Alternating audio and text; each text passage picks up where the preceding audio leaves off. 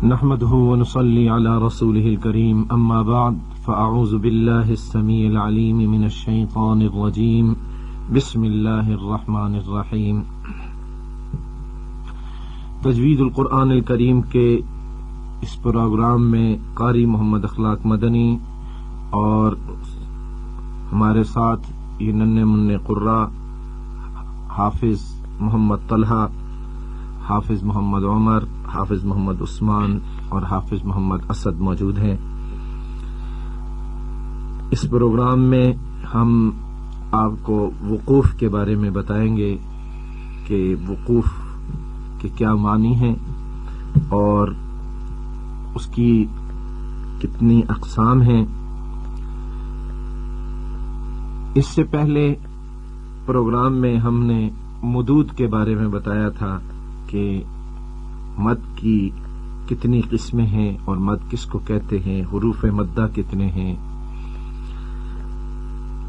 تو وقف کے بارے میں آج ہمارا یہ پروگرام چلے گا اور اس میں ہم سب سے پہلے وقف کے لغوی معنی آپ کو بتاتے ہیں کہ وقف کے لغوی معنی کیا ہے۔ وقف کے لغوی معنی ہیں ٹھہرنے اور رکنے کے، اور اصطلاحی معنی آخری کلمہ مقطوعہ پر قرات جاری رکھنے کی نیت سے اتنی دیر آواز توڑ دینا کہ عادت کے مطابق سانس بھی لیا جا سکے۔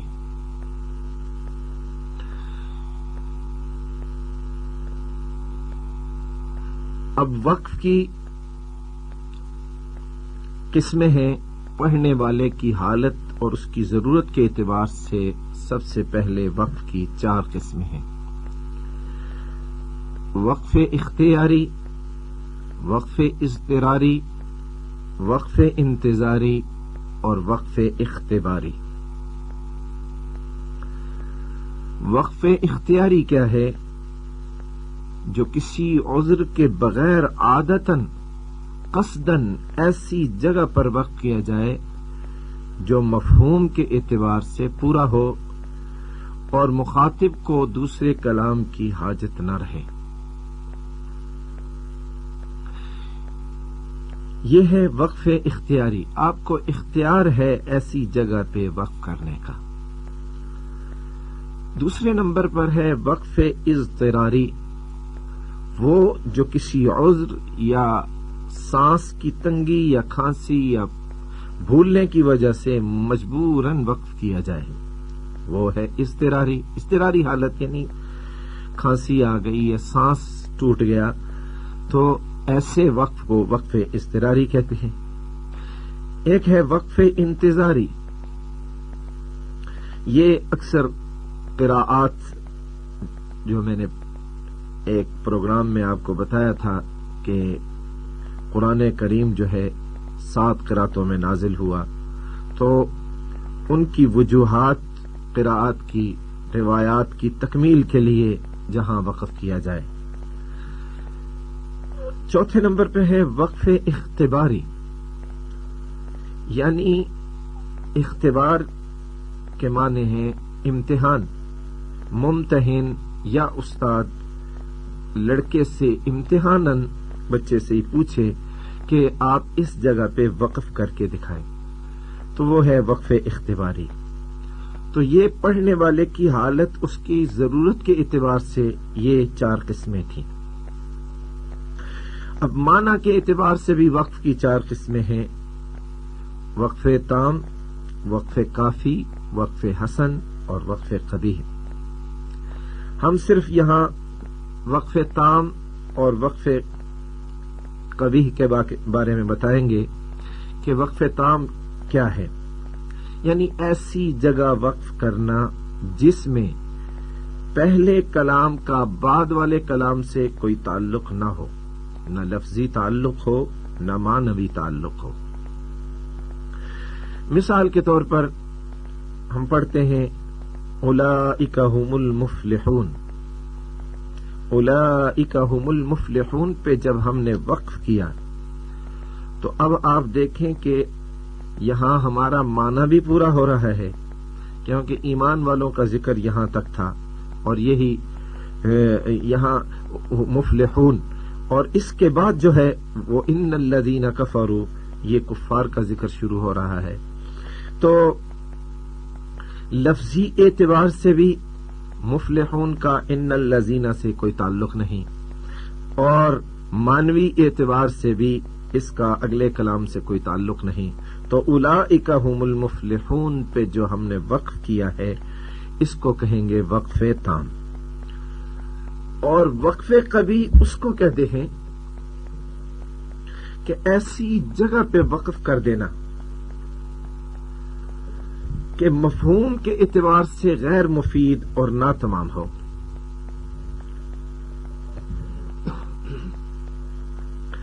مثلا یا ایھا الذین آمنوا لا تقربوا الصلاۃ، تو یہاں ایک شبہ پیدا ہو رہا ہے کہ ایمان والوں کو حکم ہو رہا ہے کہ نماز کے قریب مت جاؤ.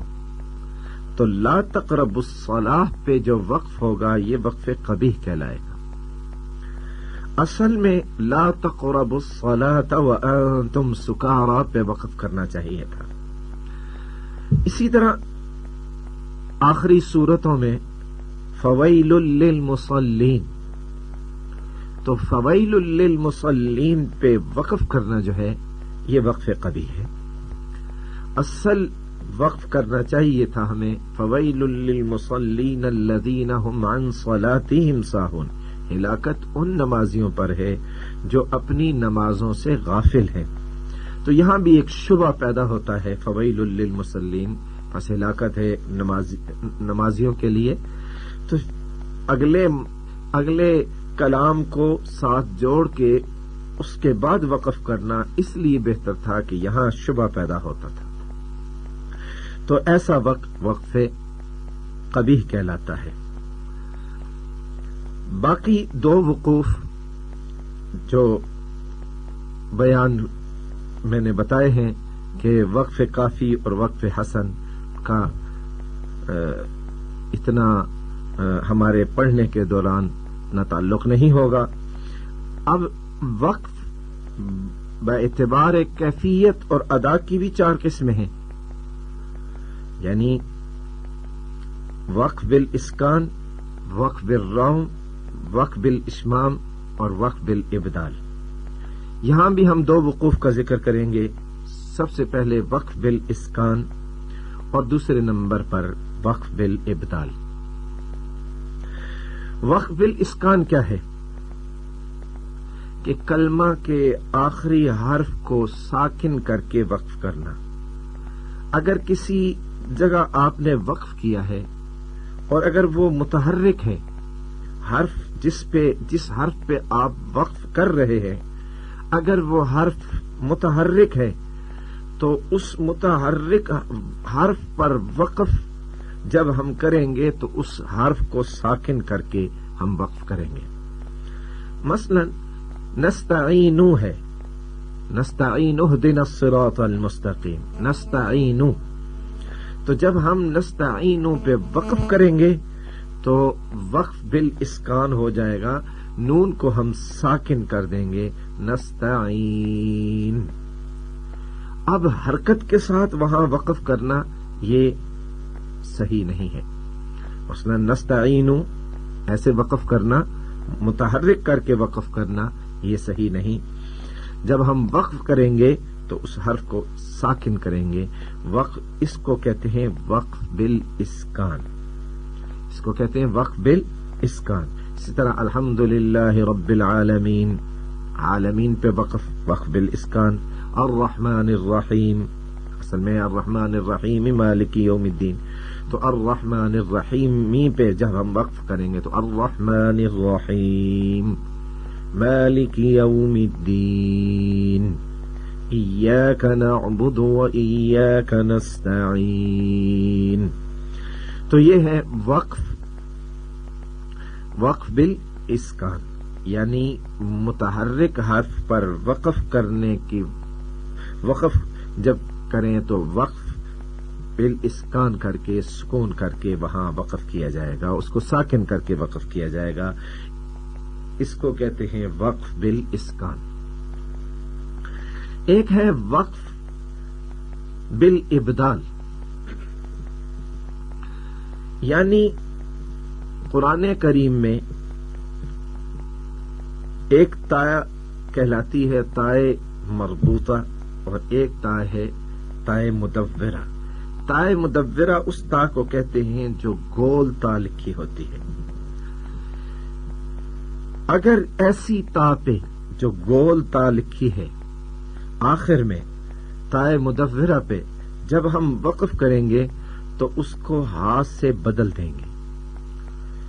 مثلا القارعۃ، القارعۃ، تو القارعۃ کی یہ تا جو ہے یہ تائے مدورہ ہے، تو اس تا پہ جب ہم وقف کریں گے تو اس کو ہاتھ سے بدل دیں گے اور ہم پڑھیں گے القارعہ، القارعہ، ما القارعہ وما ادراک ما القارعہ۔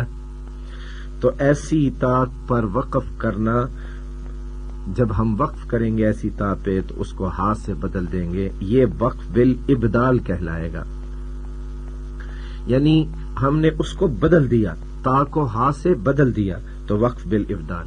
اسی طرح اگر کہیں دو زبر پہ آپ نے وقف کرنا ہے، دو زبر پہ یعنی دو فتحتین جہاں بھی آ جائیں، دو زبر کہیں آ جائیں اور وہاں ہم وقف کریں تو الف سے تبدیل کر دیں گے، الف سے بدل دیں گے۔ مثلا خیرن، خیرن پہ ہم وقف کرتے ہیں تو خیرا، بشیرن پہ اگر وقف کرتے ہیں تو اس کو الف سے بدل کر پڑھیں گے بشیرا، نذیرن، نذیرا۔ تو اس ایسے یہ دو چیزیں ہو گئیں، ایک تائے مدورہ پہ وقف کرنے سے ہم ہا کو ہا سے بدل دیں گے اور دو زبر پہ وقف کرنے سے اس کو الف سے بدل دیں گے، ایسے وقف کو وقف بالابدال کہتے ہیں۔ تو یہاں ہم نے دو وقوف بیان کیے، ایک وقف بالاسکان اور ایک وقف بالابدال۔ قرآن کریم میں بعض جگہ سکتہ لکھا ہوتا ہے۔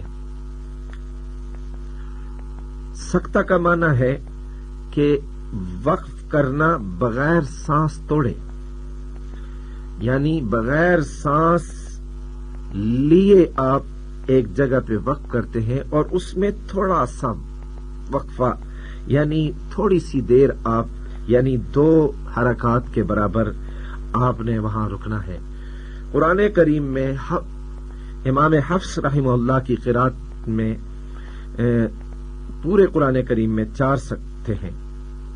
ایک ہے سورہ کہف میں عوجن قیمہ، اور ایک سکتہ ہے سورہ یاسین میں من مرقدنا، اور ایک سکتہ ہے سورۃ القیامہ میں من راق، اور ایک سورۃ المطففین میں بل رانا۔ تو اب ہم کیسے سکتہ کریں گے؟ وَنُفِخَ فِي الصُّورِ فَإِذَا هُم مِّنَ الْأَجْدَاثِ إِلَىٰ رَبِّهِمْ يَنسِلُونَ قَالُوا يَا وَيْلَنَا مَن بَعَثَنَا مِن مَّرْقَدِنَا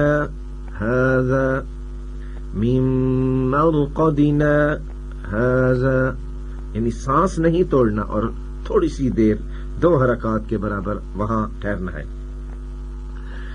كَلَّا إِذَا بَلَغَتِ التَّرَاقِيَ وَقِيلَ مَنْ رَاقٍ، مَنْ راق، اسی طرح بل ران، بل ران۔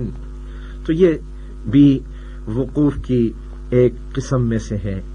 تو ہم نے آپ کو بتایا کہ وقف بالاسکان اور وقف بالابدال اور سکتہ، یہ قرآن کریم کے تجوید کے اس علوم کے ساتھ یہ وقوف کا علم بھی ایک بڑا وسیع علم ہے۔ قرآن کریم میں بعض جگہ طا اور بعض جگہ جیم اور بعض جگہ عین اور بعض جگہ معانقہ یہ الفاظ لکھے ہوتے ہیں۔ ان ان الفاظ پر وقوف اگر کر لیا جائے تو بہتر ہے، اور آیت پر وقف کرنا سب سے بہتر ہے۔ اللہ سے دعا ہے کہ اللہ تعالی ہمیں صحیح قرآن پڑھنے، سمجھنے اور اس پر عمل کرنے کی توفیق عطا فرمائے۔ وآخر دعوانا ان الحمد للہ رب العالمین۔